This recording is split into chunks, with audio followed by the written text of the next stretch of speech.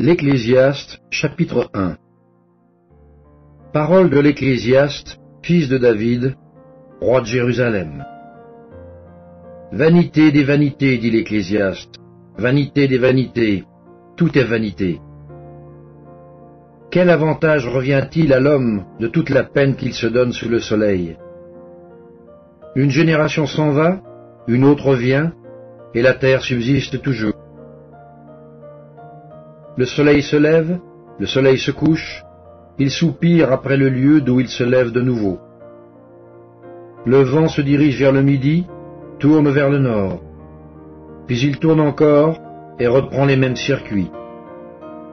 Tous les fleuves vont à la mer, et la mer n'est point remplie. Il continue où il se dirige. Toutes choses sont en travail au-delà de ce qu'on peut dire. L'œil ne se rassasie pas de voir, et l'oreille ne se lasse pas d'entendre. Celui qui a été, c'est ce qui sera, et ce qui s'est fait, c'est ce qui se fera. Il n'y a rien de nouveau sous le soleil. S'il est une chose dont on dise « Vois ceci, c'est nouveau », cette chose existait déjà dans les siècles qui nous ont précédés. On ne se souvient pas de ce qui est ancien, et ce qui arrivera dans la suite ne laissera pas de souvenir chez ceux qui vivront plus tard.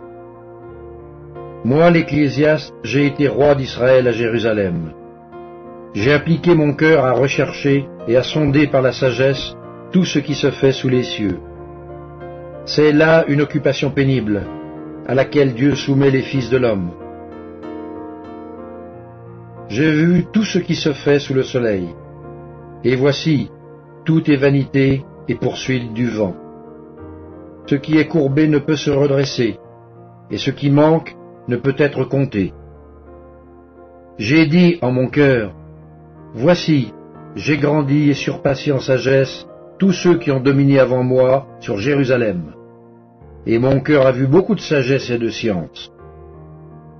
J'ai appliqué mon cœur à connaître la sagesse et à connaître la sottise et la folie. J'ai compris que cela aussi sont.